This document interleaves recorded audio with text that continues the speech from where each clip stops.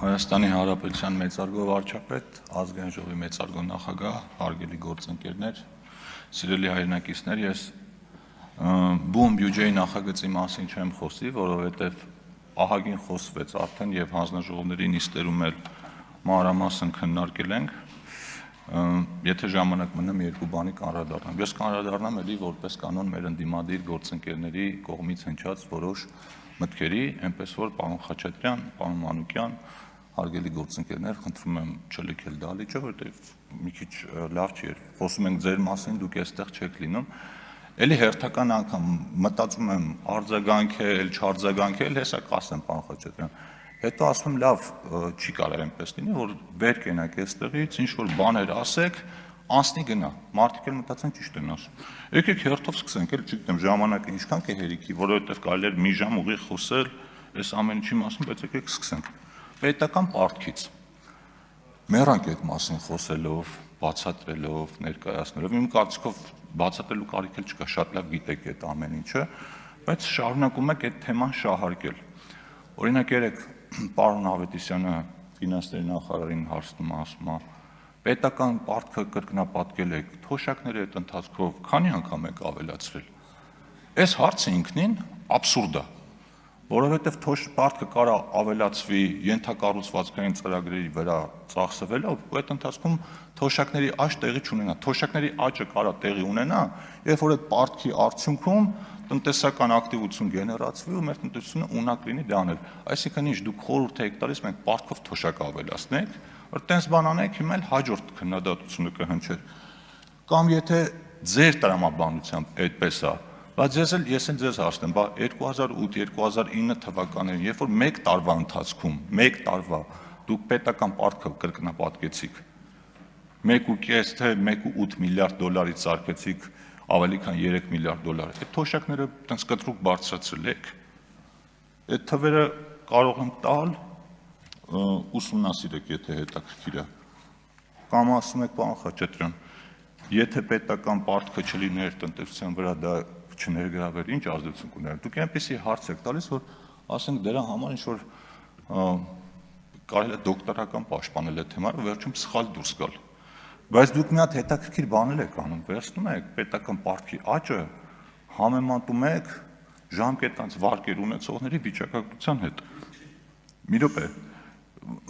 դուք, պարոն Խաչատրյան, շատ հետաքրքիր ոճ ունեք, դուք կարաք ուղիղ չասեք, բայց մի բանի հետևից կապելով նես ներկայացնեք, որ մարդիկ մտածեն, այս երկու երևույթները իրար հետ պատճառահետևանքային կապի մեջ են։ Պետական պարտքի մասին խոսելուց անմիջապես հետո մատ կնայեք ձեր ելույթը։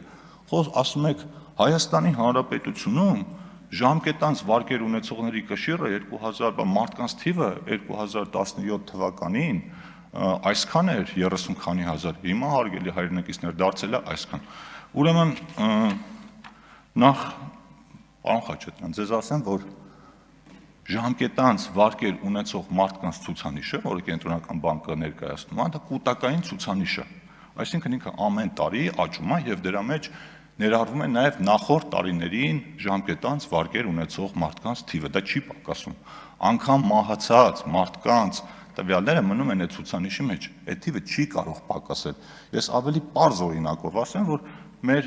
հայրենակիցներն էլ պարզ լինի։ Օրինակ, պարոն Խաչատրյանը, եթե 2021 թվականի ընթացքում 4 անգամ մանիպուլյացիա է արել այս ամբյոնից, 2022 թվականին արել է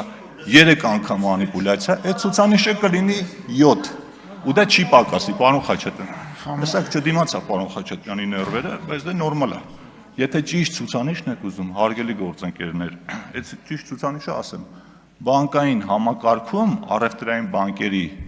չաշխատող ակտիվների տեսակարար կշիռը 2017 թվականին եղել է ավելի քան 6%, 2025 թվականին եղել է 1.08%։ Ես էլ կարամ պարոն Խաչատրյանին նվիրեմ, ափսոս գնաց պարոն Խաչատրյանը։ Բայց էլի բաներ կար, էլի կարող ենք ասել։ Էլ ինչի մասին պիտի խոսենք։ Բանակաշինության, դպրոցաշինության մասին, պարոն Մանուկյան, մի շաբաթ առաջ ստատուս եք գրում, ասում եք, ընդունել եմ բանակից նոր զորացրված երիտասարդների, քննարկել ենք բանակի խնդիրները, ու սենց մի հատ արտահայտություն եք անում, ասում եք,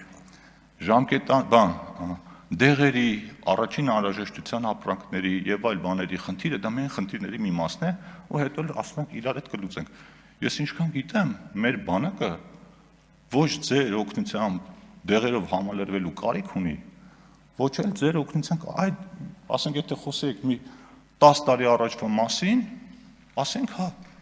բայց հիմա ես այդ հարց ուզում եմ երեք պարոն Պապիկյանին տայի,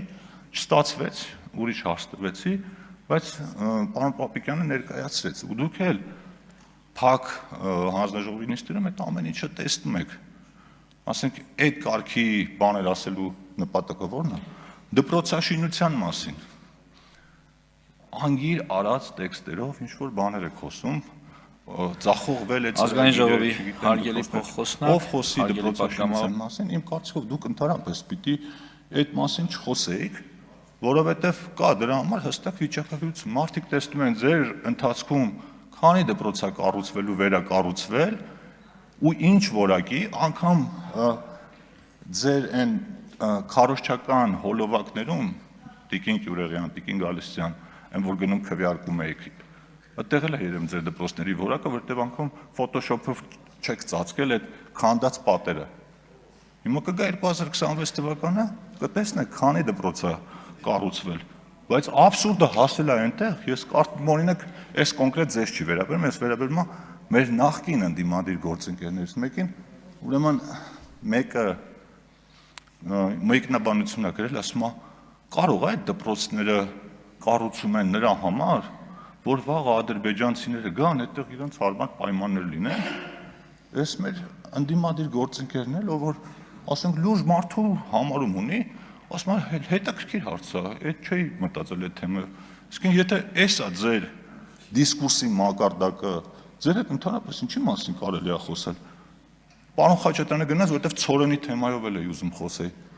կհիշեք, այս ամբիոնից մի ամիս առաջ ինչ խոսակցություններ էր,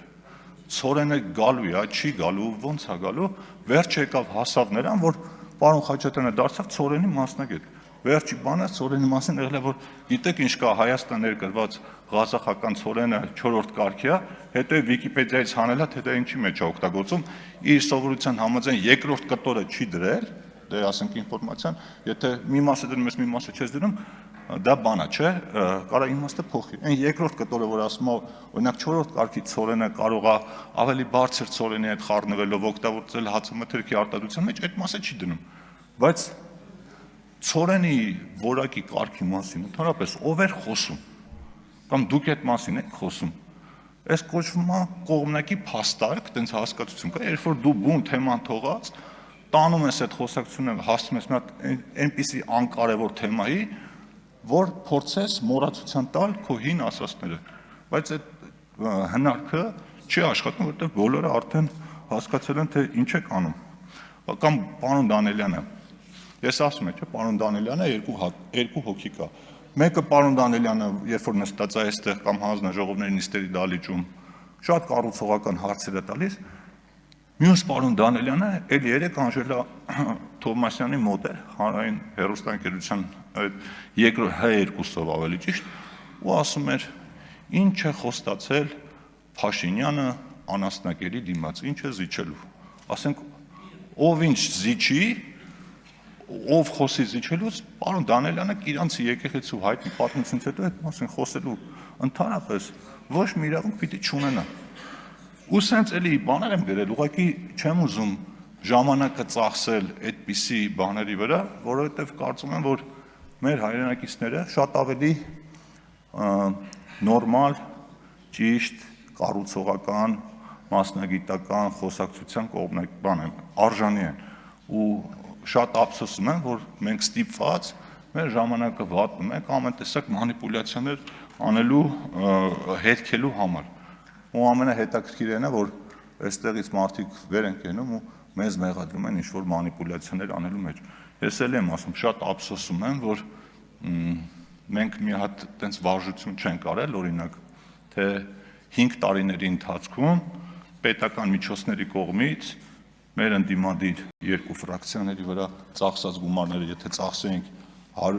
դպրոցների եւ մանկապարտեզների շինարարության վրա, օրինակ քանի դպրոց ավել կարող ենք վերանորոգել, որովհետեւ ինձ թվում է, որ ասում եք, ինչ ազդեցություն կունենար ամենալավ այդ հիպոթետիկ վարժություններից մեկը դա է։ Շնորհակալություն։